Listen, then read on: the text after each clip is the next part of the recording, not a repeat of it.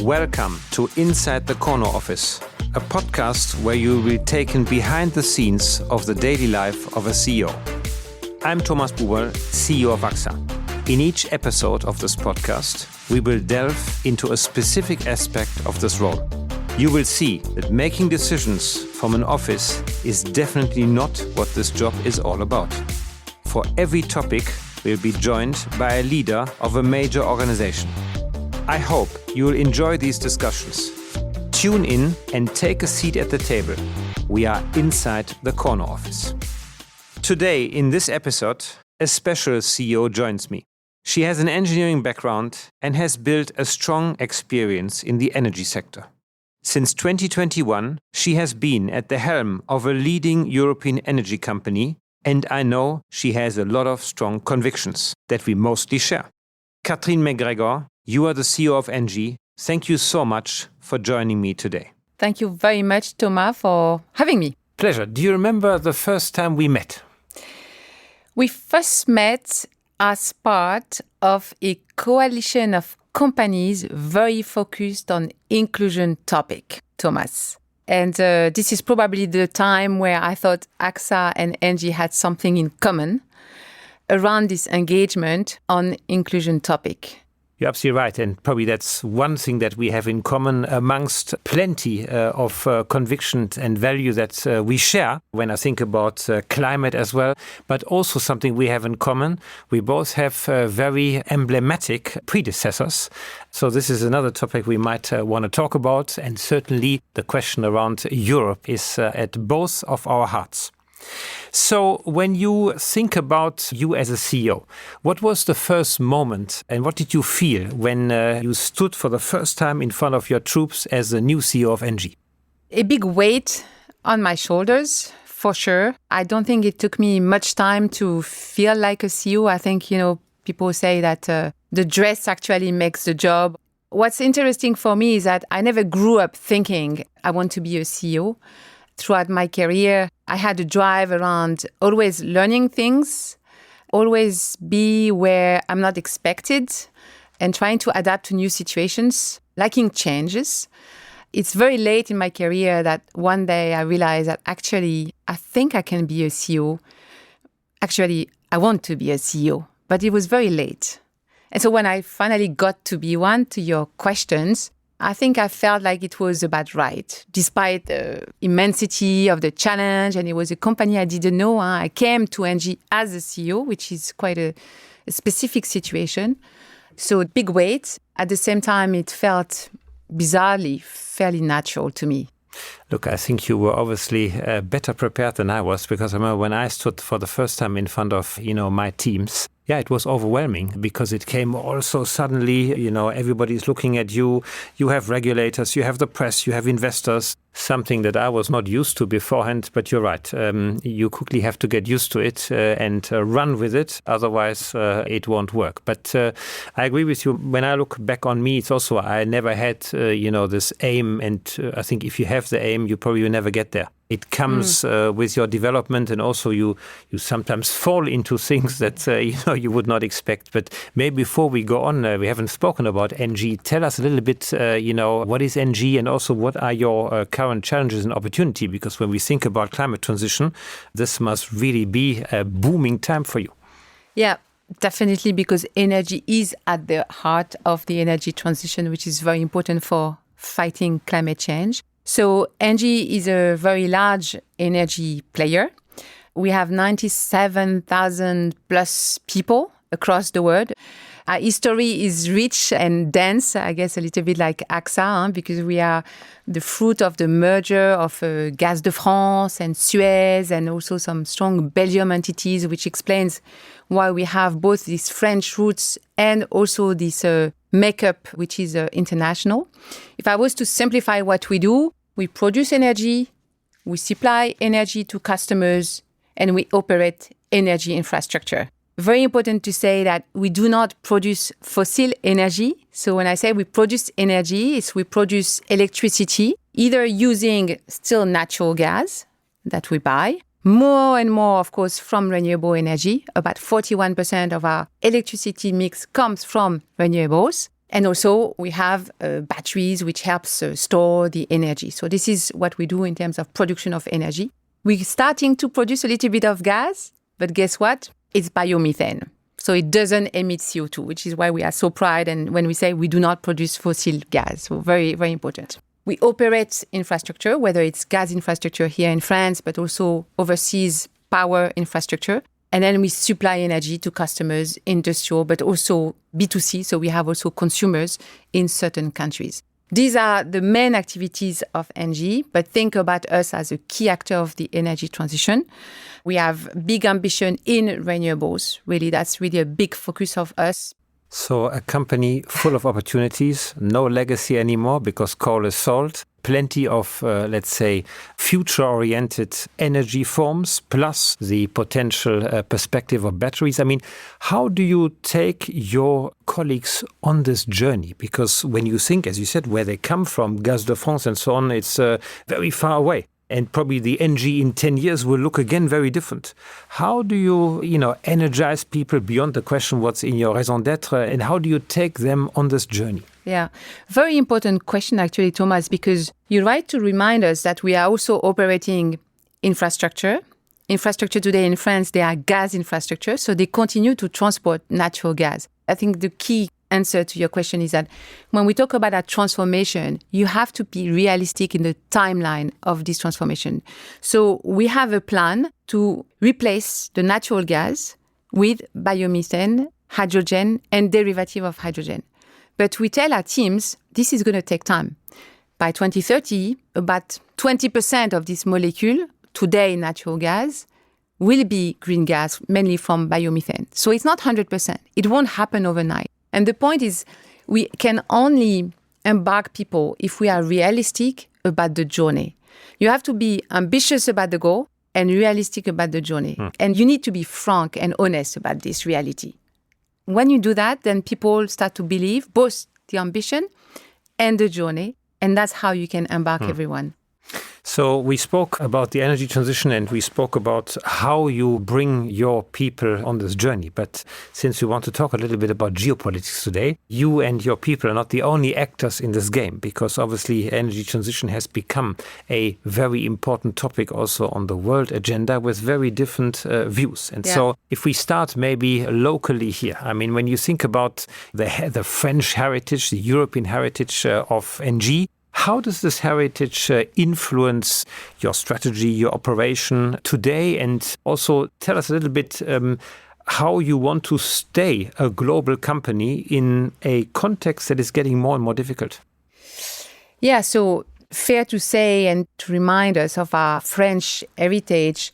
But very quickly, the group ENGIE has diversified and we are now we feel that we are very European and we apprehend the energy transition topic and challenge very much at the European level. And I know you share that, Thomas, that you really have to look at it at the European scale. And why is this? We are very lucky in Europe to have an energy market that is common to a lot of the countries that make Europe.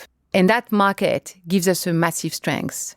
We have seen that post-Ukrainian energy crisis, where we had to export gas to Germany. Sometimes we had to import power from Germany or from other countries because there was so much tension in the energy market. So the resiliency that this energy market gives every country belonging to Europe is something that we have to cherish. And I really think that this is a message that I keep passing to whoever wants to hear me, is that you need to continue to work and reinforce the European energy market. It's really very, very important and fundamental. And will help us play the complementarities of all the countries that produce, decarbonizing their own production system, but producing sometimes electricity from different sources. For example, Northern Europe, you have a lot of wind. In Spain, you have a lot of sun. You have nuclear in France because France has chosen to continue and invest more in the nuclear. And so you have a lot of different sources of low carbon energy, which can be quite complementary to each other and help reinforcing the European grid. So we really feel that the European scale is the right scale to think of the energy. So going back to ENGIE, We have an international footprint. This is a way for us to really make sure that we are driving the energy transition in the key markets where we are, trying to be as local as possible in the market where we are present. That's very important. And it also helps us protect ourselves a little bit from the inevitable political risk that we see arising here and there, as many industries depend quite a bit on regulations, but also on a political will, of course, to drive this energy transition. But if you look, we are a big investor and we are obviously faced with that same reality from the other side. You see that in Europe, it would be a dream to have a common energy grid and that everybody contributes to the necessary investment. If I think about the missing pipelines from the south to the north, this is obviously not the case because everybody has got particular interests.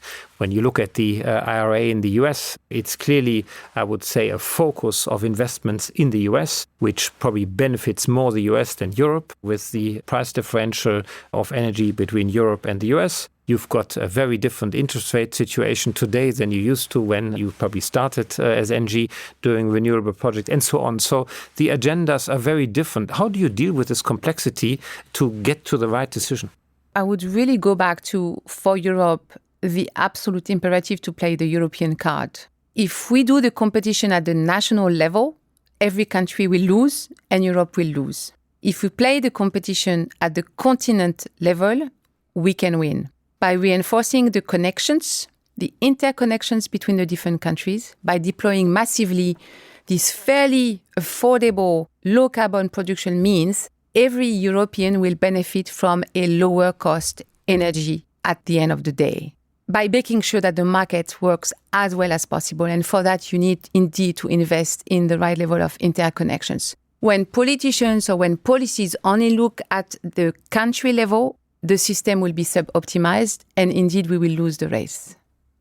But what would be on your wish list, if you were able to speak to the new president of the European Commission, whoever it is, what would be the 3 wishes you would have for him or her on this topic? On the energy front, I would tell the European chief, don't waver your commitment, don't slow down the ambition.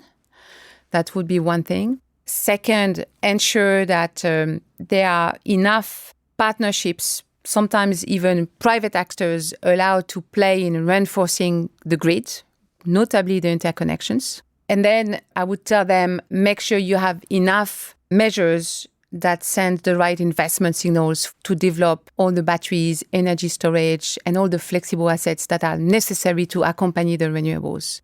So that would be my 3 messages. And then, of course, with maybe something that you and everyone else would say, please don't overcomplicate, don't overregulate, please incentivize, please motivate us, don't punish us. And there is also always this discussion that sometimes Europe is too bureaucratic, too complex, and try to constrain, overregulate, as opposed to what we see on the other side of the pond in the US, where things tend to be more incentive-based and also quicker to happen. So that would be maybe my key messages. And do you feel a certain frustration within ENGIE that this bureaucracy, this complexity is basically slowing down your entrepreneurial energy? Or do you say, look, I can make it work, I can keep my people motivated? Or do you see a drag inside? Look, I think in a weird way, there continue to be quite a lot of positive energy within the group, despite, sometimes indeed this complexity.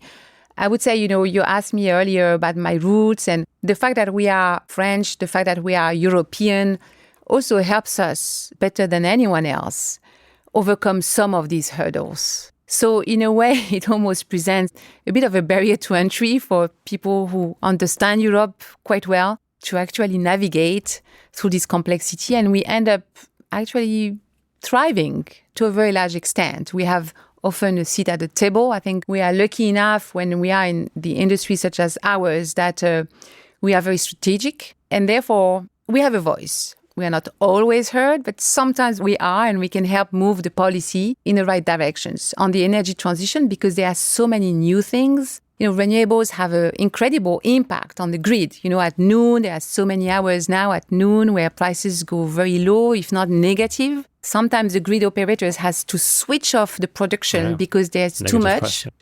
And so the policy makers, they have not necessarily got all the solutions to address those unintended consequences. And so we have to work together. And that presents challenges and opportunities for a group like ENGIE with so many incredible experts, very motivated by all these challenges. And that helps us thrive to a certain extent, actually. So you think, okay, that complexity might be an opportunity? Because, I mean, if you go back to, what feedback I get, it's sometimes difficult to motivate your own people because they feel almost powerless when they see all this bureaucracy and say, look, and also the different messages. I mean, in Europe, you have a clear message, look, away from coal, we need to invest in renewables. When you go to the US, you have a very different message. Yeah. And this, I would say, political tension, we feel it on the investment side. You must also feel it, I guess. Huh?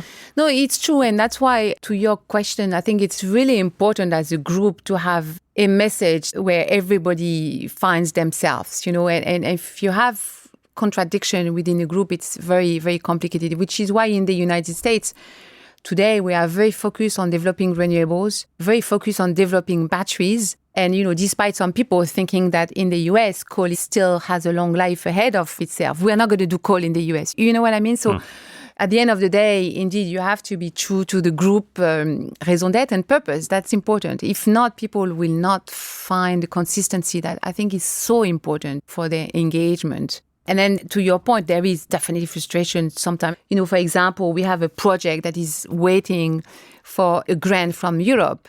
And it takes so long and so much time that by the time you get the grant, the conditions of the project are completely different. Interest rate, inflation, or the supplier cannot deliver anymore. You have to switch.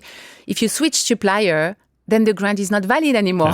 No. So you have to start over.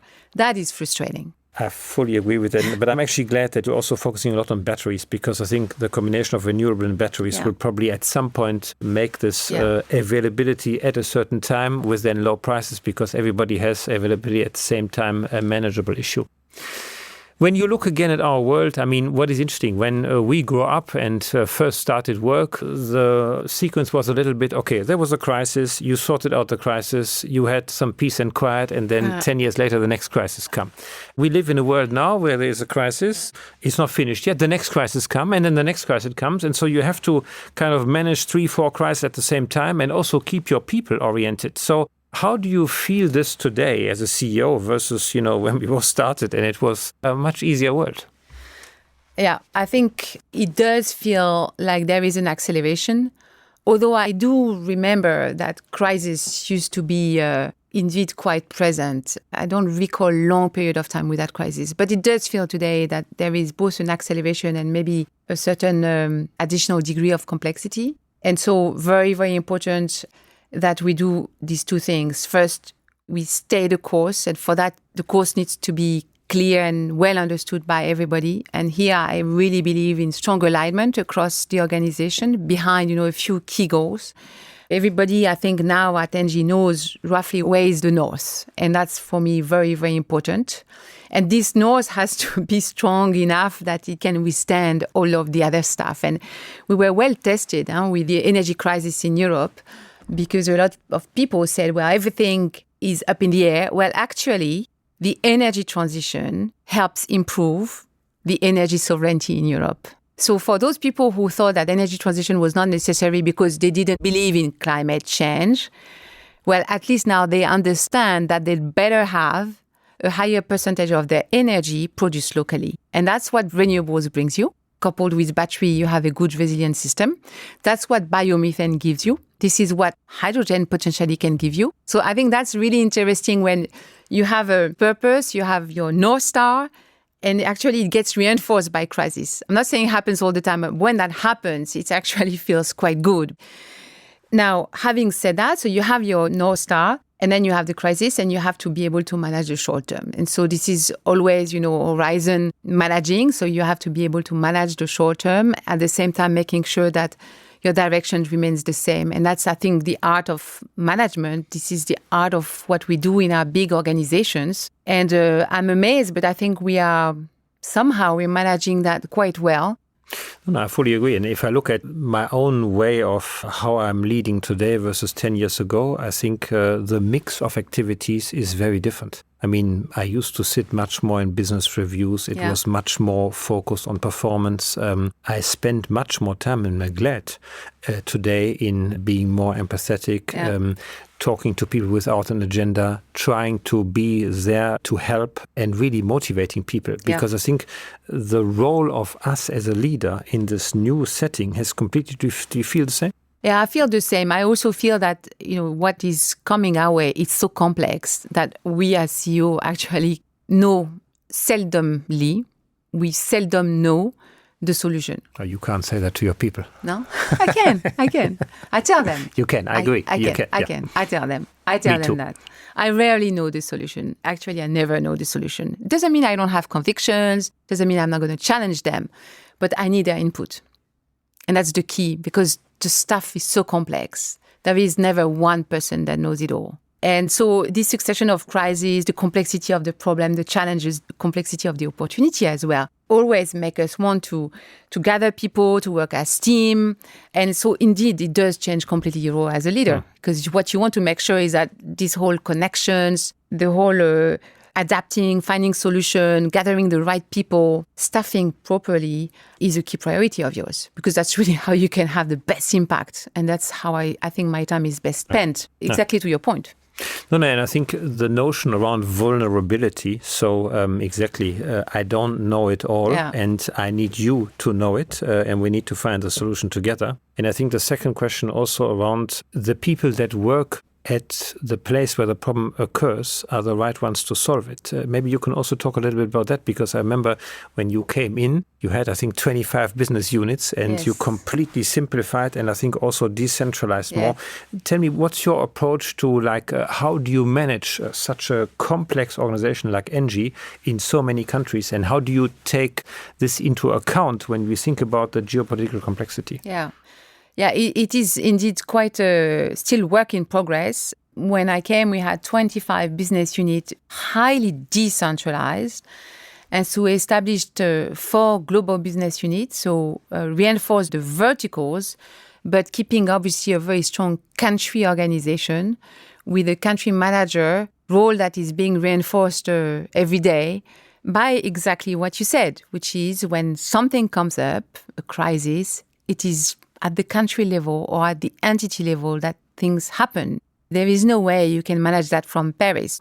At the same time, when we reinforced the industrial aspect of the global business unit, notably on the data, on digital, on the method, the process, reinforced also on the safety culture of this global business unit. At the same time, we reinforced the geographical dimension through this country manager role, which has this significant responsibility to adapt to the reality, to manage local stakeholders, manage crisis, etc., etc. So it's really a fine-tuning between, strong verticals and also strong horizontals, which we've answered to by putting a matrix organization, which has its challenge. Exactly. And you think it works well, or do you wish sometimes you could even adapt a bit more? I think it works as well as possible. I would like to make sure that we continue to work through this empowerment and this whole accountability, making sure the decisions are taken at the right level. I think we can continue to progress there, but I think we are on the right journey.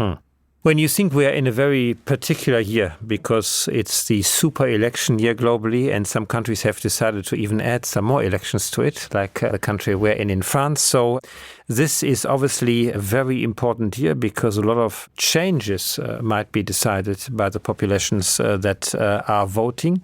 And so how do you think we make sure that we also remain competitive in this environment, but also we make sure that we have the right influence on what's going on there, and not just being a subject of many political decisions? Yeah, and it's particularly true when it comes to the regulated side of my business, which is actually a lot.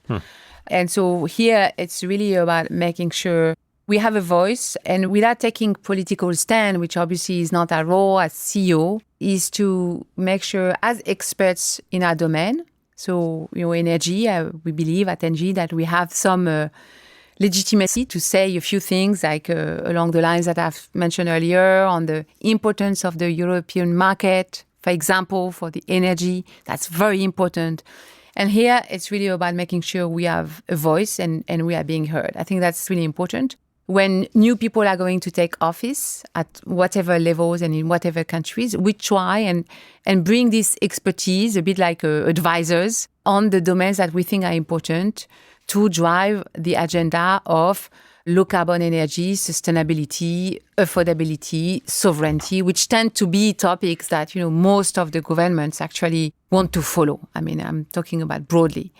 And so that's really how we are trying to navigate this. And also, obviously, having a little bit of a footprint, which is not just everything in one country, helps also, hedging a little bit against some of this uncertainty, this political risk that we have to deal with, notably in 2024, because what a year. Exactly. And it's not over yet. It's not over.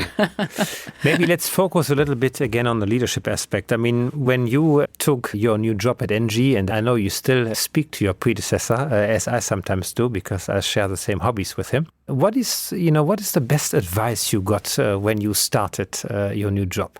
I got a few advice throughout my career, and that's how I will answer your question, Thomas. One of the advice was that I shouldn't take things too personally. I think at some point throughout my career, I was so engaged and so, into what I was doing that I was taking things a bit too personally. And I think at some point, it's really bizarre because as CEO, we have to be very engaged. We have to give 300%. But at the same time, you have to keep a little bit of distance. Otherwise, you can wear out and maybe fall under pressure. And I think it's this little distance that I always keep on things, which help me cope when really difficulties are very big and multiplying, etc. So that's been an advice that I've kept with me for a long time. And maybe the other piece of advice, very concrete, is to obviously be super, super careful on time management. Because as a CEO, as Thomas, we have a lot of solicitations to participate to many things. And if you say yes too soon or too many times, then you really can get overwhelmed and not have enough time to do all the important things that we talked about earlier. The advice I got at the time was quite bizarre and I didn't understand it at first. My predecessor gave me an advice. He said to me, look, the two things I recommend to you: don't sell the vineyards at AXA and don't leave the headquarters. And so at the time, I didn't really understand what he meant. But having been in the job, I fully understood, because obviously the headquarter, the products that you have, and certainly the ones that you can drink, are very much a mirror of your heritage, which obviously injects pride. But you mentioned something that is very important. Don't take things too seriously. Try and really understand how you manage your time. I mean, in our roles, we are often very alone because, you can hardly talk to anybody because you immediately might fear competition. Yeah. How do you, find a way of speaking to people and nourish yourself to also learn as a leader? So I'm actually learning from my peers, my fellow CEOs. In fact, a number of you, Thomas, but also a few others, especially CEOs that have been nominated fairly recently. I think, very clearly we are undergoing some similar challenges. And so this is a very nice group. And sometimes they call me, sometimes I call them, and I really appreciate that. There is also, obviously, some of my team members, even though they report to me, I am sufficiently close and in trusted relationship with them that I don't have problems to test some ideas and to really show sometimes that I'm not sure about something. And that's also very important. Obviously, I have my board and some of my board members, the chairman, that I can also bounce ideas from. And a few people in my personal life that I feel comfortable sometimes to talk and to change ideas. So I have a little bit of this positive scheme, but the loneliness does kick in every so often, for sure. I mean, it comes with the job. I think the CEO is the only one that concentrates all the constraints on their shoulders. And so that's why it does feel lonely sometimes. Normal. Fully agree. If you were today to see a new CEO, what would your advice be to him or her beyond the two pieces of advice you got? Is anything new you learned? This is really a revelation I want to give and hand over to the next generation of people who start. What would that be? I would probably say invest a bit of time in your relationship with a few other CEOs, because you will be very happy to call upon them when you need. And it's difficult to call upon people if you don't have a pre-existing relationship. So I think that would be something along those lines as a complement to the other advice that I received, which I think hold quite true. When we talk a little bit about culture of a company, I mean, we touched a little bit on it. How would you describe the culture at ENGIE if you had to use like 3 words? What would be the 3 words that would characterize the ENGIE culture? I think very engaged, likes things really well done. So there is a sense of a bit perfection, and do the good. That's really very strong at ENGIE. So it's actually a nice and well-intended culture. And what I'm working, obviously, with these incredibly strong ingredients to add maybe a little bit more of a hungriness to it. Because at the end of the day, we have competition. And I think it's very important that while not destroying those important ingredients, we enrich them with a little bit more of a thriving spirit, which I think is very important for us indeed to stay in the race of this competition. I want to come back to one point you mentioned, which is also important in our culture, which is doing good. And for us, for example, from the moment the company was founded, this was, I mean, look, in insurance, it's probably natural because it's about social cohesion. And without engagement for society, there is no good insurance model. But going back to, ENGIE, this doing good, what would you expect from your employees, from the staff, to fulfill this mission of doing good? Yeah. Many dimensions to this topic, but just by supplying energy that doesn't pollute, that is affordable, that is always there when you need it, that's already quite a feat when you think about it. And I think that is a bit of a thread, and that actually takes its root to the public mission that the company was, and that our teams are here to really serve the customers, citizens, the industries. And I think that spirit is very strong. So the nature of the activities that we do is already in itself, I think, explains some of that. Other dimensions are very much around inclusion. And by that, it's a bit of a buzzword, but what we're trying to say by that is that we feel at ENGIE that we have to be a better representation of the societies that we are operating in. That means being much more diverse than what we are today. And that we have a responsibility to be much more diverse. And it doesn't happen naturally. It takes a lot of work, a lot of management time, a lot of special programs. And I go back to where we started, with the collectif that you have spearheaded and that I'm very pleased to be a member, because it does take a lot of efforts, in fact, to change the fabric of a company and to be indeed more inclusive, to tap into talent that doesn't necessarily have the same access to jobs and to professional developments as others who have been a bit more lucky in their life. And so we are very engaged on these dimensions also at ENGIE. So that would be the 2 key things that I would quote among other things. Maybe the third one would be the way we work with our suppliers. Obviously, we don't do much at ENGIE. We often subcontract. So the suppliers play an absolute key role for ENGIE. That's some of the things that I mean when we believe that we can have a positive impact well beyond just our day-to-day stuff at ENGIE. No, and I think you're right. It's important to make it concrete. You mentioned the collectif inclusif, where we both work around, more inclusive purchasing, more apprenticeships, more social products. And I think that's where our role can really become concrete. But we also have the opposite, and we share that. We are in some organizations together, and sometimes after the meetings we phone each other and exchange our frustrations. How can we also change our own engagement, beyond these traditional bodies without becoming a politician? So where could we be more effective when it comes to setting the political agenda? Do you have any ideas? That's a tough question.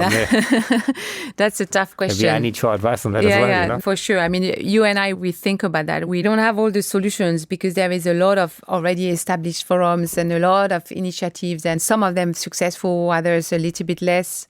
Maybe I'll just give you an example. We have a CFA, which is an apprentice program at ENGIE. A lot of companies have that. And we have a Prépa CFA. So this Prépa CFA, and I spent a little bit of time with a cohort of them. There was 12 young men coming from different backgrounds, some of them refugees having, suffered incredible situation. And I spent 45 minutes with them. They asked me questions. And at the end, I told them, your questions were of much better quality, more profound, more insightful, made me more think than all the questions that I had the day before when I was speaking at a Grande École forum where I was asked questions. And the two events, the comparison of the two events for me was striking. I was so moved by these young men who had seen so much and were just at the beginning of the discovery of this professional world that maybe they would get to, maybe not. And that was just an amazing contrast. And the conclusion was not the one I would have necessarily thought beforehand. So that was a nice moment. But doesn't it happen quite a lot that you go to meetings, you don't expect anything? Yes. And then all of a sudden you are extremely surprised. Yeah. And I think it feels so good when it happens. These moments, it feels, wow, exactly. We love these moments. Exactly. Very good. Look, a fascinating conversation. I think we could go on for another hour, but I really want to thank you for all your very good answers, your good insights, and thank you for being with us today. Thank you very much, Thomas. Merci beaucoup. Merci. Thank you.